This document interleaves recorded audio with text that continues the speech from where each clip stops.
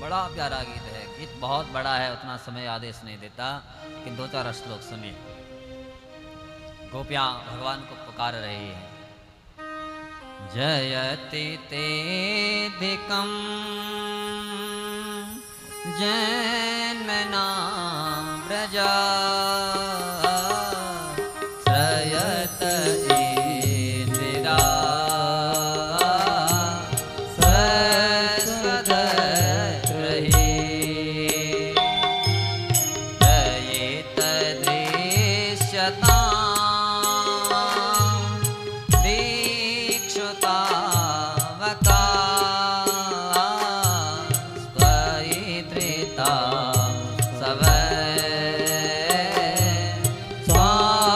स्वामिचिन्वते शरदुदासये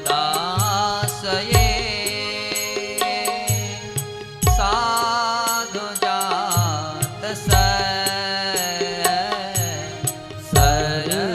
सरसिजोदरा श्रीमुषा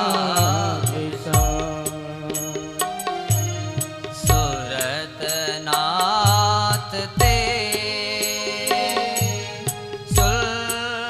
शुल्कदासिका वरदनिघ्नतो नेह किं वदा विषजलाप्यया व्यालराक्षसा वर्षमारुता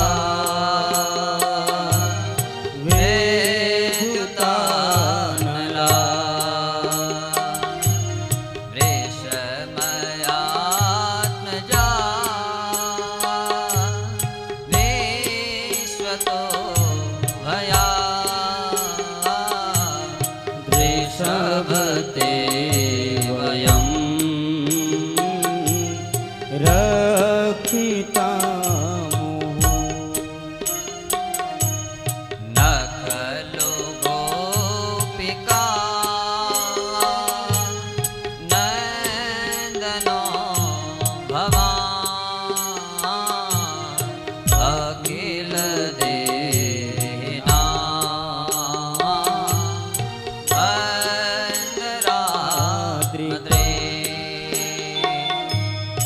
लेखन सार्थितो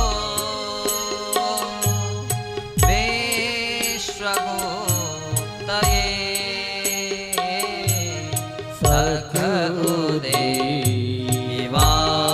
उदेवान् सात्वताम्बुले विरचिता भया विष्णुदूर्यते चरणमीयुषा संस्कृते भया कर सरोरुहं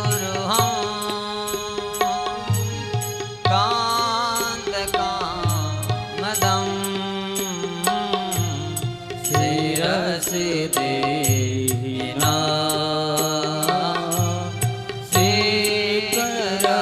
श्रीकरग्रहम् रज जनार्तिहं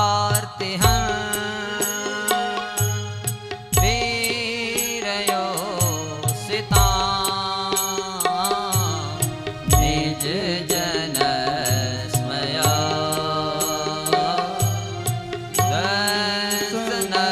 दर्शनस्मिता भज सखे भव किङ्करीष्मनो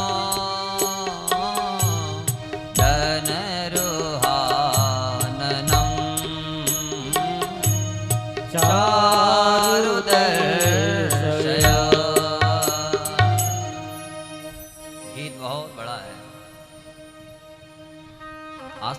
गीत हैं, वेणु गीत, युगल गीत, भ्रमर गीत। हाँ। गीत के भाव बड़े अद्भुत हैं। रोती हुई गोपियां भगवान को कहते हैं कि कृष्ण जयते तेधिकम जन्मना ब्रज। कहा कि कृष्ण जब से तेरा जन्म हुआ इस ब्रजमंडल में, अरे हमारे इस ब्रजमंडल को कौन जानता था? किसी को पता भी नहीं था। लेकिन तब जन्मना ब्रज, जब से आपका जन्म इस ब्रजमंडल में हुआ, इस ब्रजमंडल की जो महिमा है वैकुंठात अधिकम जयते, तो वैकुंठ से भी बढ़कर के हो गए। अकेले नहीं आया, हमारा ब्रजमंडल बड़ा निर्धन था, लेकिन जब से तू आया तेरे साथ श्रयत इंदिरा शाश्वत रही। इंदिरा नाम भगवती लक्ष्मी, जैसे तुम आए तो तुम्हारे साथ साथ भगवती लक्ष्मी भी आए, और यहाँ इस ब्रजमंडल में आकर के वो लक्ष्मी अचला होकर के बैठ गई। इस ब्रजमंडल में तूने कितने असुरों से हमको बचाया, कितने असुर यहाँ इस ब्रजमंडल में आए, तूने सबसे हमारा रक्षण किया। अरे उस समय तो बचा दिया, और आज यहां तड़पा करके हमको मार रहा है। कहा कि कृष्ण यदि तुझे ऐसा ही मारना था तो उस समय उन असुरों से हमारा रक्षण किया ही क्यों? कहीं तो बदल तो नहीं गया? अरे हमने तो सुना था तेरे अंदर करुणा है, तेरे अंदर दया है, लेकिन आज ऐसा लगता है कि तेरे अंदर दया भी नहीं है, तेरे अंदर करुणा भी नहीं है। तूने अपने स्वभाव को बदल दिया है। क्या वो स्वभाव पहला प्यारे अब नहीं है, दिनों के वास्ते क्या दरबार अब नहीं। तेरे दरबार में दीन दुखी रोज तेरे पास में आते हैं, तो उनका वो कष्ट उसको मिटाता है। तो क्या आज तो उनको भी भूल गया, या तूने अपने स्वभाव कितना बदल दिया है कि हम जैसे दीन दुखियों की तेरी यहां आवश्यकता ही नहीं है। कहा कि कृष्ण जब तू साथ में नहीं रहेगा तो फिर हम जिएंगे कैसे? लेकिन कृष्ण ये मत सोचना कि तो केवल हमको तड़पा रहा है। बोले फिर बोल तुझे पता है तू कौन है? भगवान ने कहा कौन हूं मैं? तो गोपियां कहती हैं अखिल देहि नाम, चराचर जो संसार है, अखिल देहि नाम अंतरात्मद्रिक, इस चराचर जगत में जितने भी भू प्राणी हैं सबके अंतर हृदय में बैठने वाला वो परमात्मा, वो विश्वात्मा, वो तो ही तो है। इसलिए कृष्ण क्या तो सबको ऐसे ही तड़पाता है? अब तो लगता है इस दुनिया में रहना ही नहीं है। अब तो मन में भाव आता है शरीर से वो चिदंश कब निकल जाए, शरीर एकदम शांत हो जाए। तुम्हारा पल मात्र का वियोग हम सहन नहीं कर सकते। भगवान ने कहा कितनी झूठी हो। अरे मुझसे कहती हो कि पल नहीं लगाना चाहते, जीना नहीं चाहते बिना तेरे, और देखो ना वहां जब से मैं गया तब से भटक रही हैं, लेकिन मरी तो नहीं हो। और मुझसे कह रही हैं कि पल नहीं लगा सकते, एक पल जीवित नहीं रहना चाहते। भगवान कहते तुम तो नंबर 1 की झूठी हो। अरे प्रेमी मेरा वो दशरथ था, जब मैं राम बन करके आया, मैं जंगल को गया तो दशरथ जी ने पल नहीं लगाया था। राम राम कही राम कही, राम राम कही राम, राम राम का उच्चारण करते हुए दशरथ जी महाराज ने अपने शरीर को शांत कर दिया था। प्रेमी तो वो था। अब तुम यहां केवल बोल रही हो लेकिन देखो ना अभी तो सामने खड़ी है। गोपियां कहते हैं चिदंस कब का निकल जाता, हम तो कर कब की मर जाते, लेकिन हमने तो एक गलती कर रखी है। क्या गलती है? बोले हमने तुम्हारी कथा को पिया है। और तुम्हारी कथा क्या है कि तव कथामृतम तप्त जीवनम कविभिरीडितम कल्मषापहम। तुम्हारी जो कथा है तो अमृतम, तो अमृत है, और जो अमृत को पीता है वो अमर हो जाता है। इसलिए हमने तुम्हारी कथा को पिया है, इसलिए हम चाह रहे हैं शरीर से चिदंस निकल जाए, लेकिन चाहने के बाद भी निकल नहीं रहा है कि आपकी जो कथा है उस कथा ने अमर बना दिया। इसलिए कहा कृष्ण तो जब सामने रहता था तुझको हम पुकारते थे, और उस समय ऐसा लगता था कि इस संसार में तेरे अलावा हमारा कोई है ही नहीं। और आज देखो ना ये आंखें तेरे लिए तेरा दर्शन करने के लिए तरस गई। लेकिन कृष्ण इस धरती पर वो जीव कितना पावन होगा जो तुम्हारी कथा को गा रहा है। तो यहाँ वक्ता और श्रोता दोनों की अद्भुत महिमा गोपियों ने गाई है।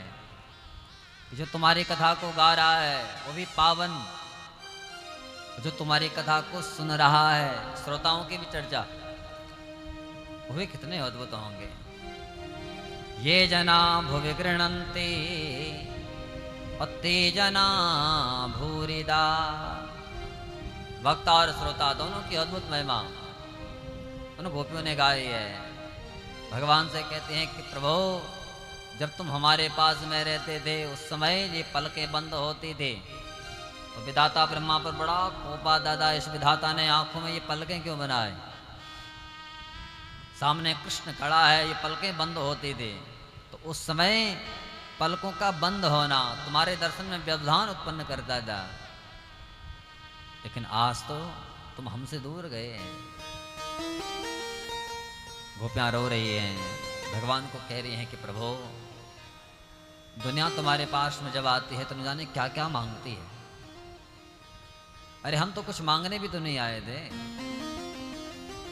तूने हमको प्रेम का दान दिया, उस प्रेम के कारण हम खिंची हुई चली आए, और यहाँ आने के बाद तो हमसे दूर चला गया।